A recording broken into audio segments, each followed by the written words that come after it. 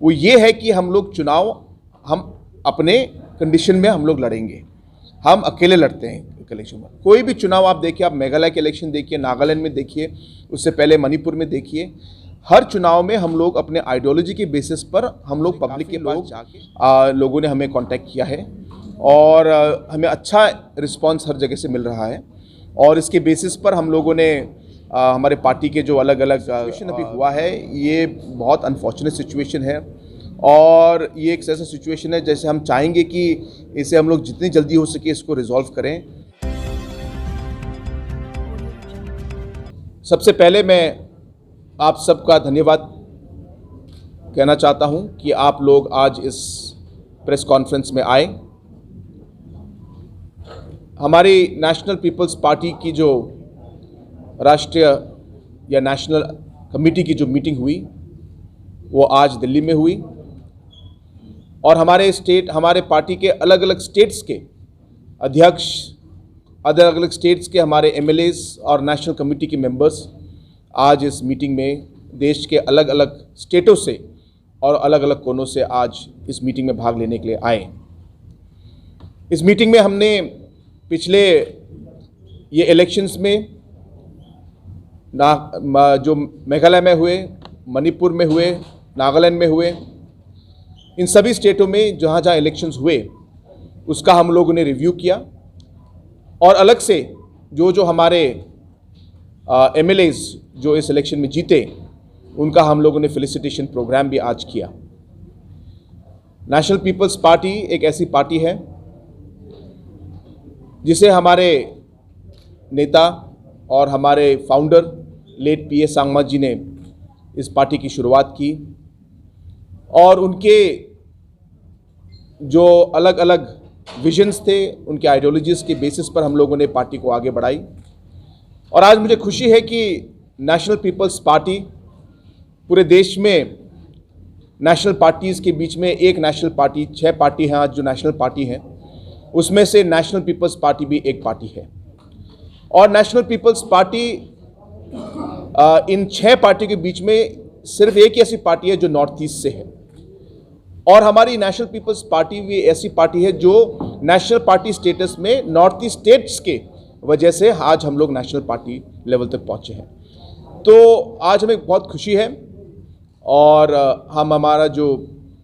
ये पूरा अचीवमेंट है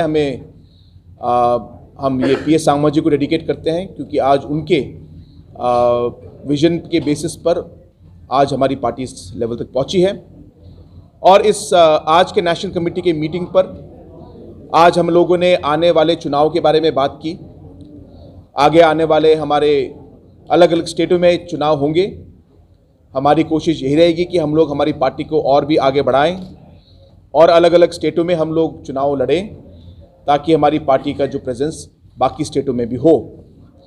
स्टेट इलेक्शंस के अलावा हम लोगों ने आज लोकसभा के इलेक्शन के बारे में भी डिस्कस किया और हम चाहते हैं कि आगे आने वाले लोकसभा इलेक्शन में भी हमारी पार्टी का प्रेजेंस जो है वो बढ़े और हम लोग अलग स्टेटों में भी, अलग जगहों में, अलग कॉन्स्टिट्यूंसीज में हम लोग हमारे कैंडिडेट डालें। तो इन बातों में आज हमारी जो है बातचीत हुई, डिस्कशन हुई। इसके अलावा हम लोगों ने मणिपुर के लिए, जो मणिपुर में आज स्थिति है, उसके लिए हम लोगों ने, पार्टी ने आज एक रेजोल्यूशन लिया और इस रेजोल्यूशन में हम लोगों ने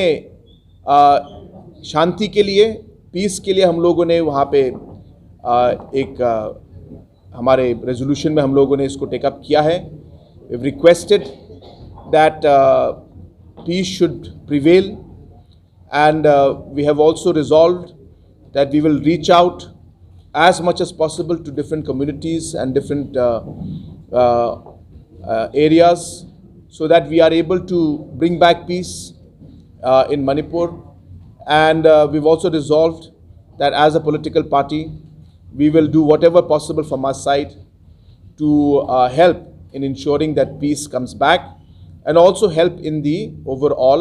humanitarian works that are going on in terms of all the difficulties that people are facing. Our party leaders and our workers are working tirelessly to ensure that we are able to help and support the people of Manipur in these difficult times. तो ये resolution हम लोगों ने लिए आज। इसके अलावा अगर आपके पास कोई सवाल है। भारत और दक्षिण भारत में एक्सपेंशन का क्या प्लान है आपकी पार्टी का? क्योंकि पूर्वोत्तर में तो बहुत अच्छी तरह से आपका पूरा प्लान अच्छी तरह से चल रही है, लेकिन काम कर रही है, लेकिन उत्तर भारत में जो उत्तर के राज्य हैं और जो दक्षिण भारत के राज्य हैं उस पर क्या प्लान है? हम लोगों ने अभी अलग अलग स्टेटों में अभी हमारे यूनिट शुरू किए हैं और स्टेट के काफ़ी जगहों से, जो हमारे देश के काफ़ी जगहों से काफ़ी लोगों ने हमें कांटेक्ट किया है और हमें अच्छा रिस्पांस हर जगह से मिल रहा है। और इसके बेसिस पर हम लोगों ने हमारे पार्टी के जो अलग अलग लेवल्स के हैं ऑर्गेनाइजेशनल यूनिट, स्पेशली हमारे जो जनरल सेक्रेटरी ऑर्गेनाइजेशन है,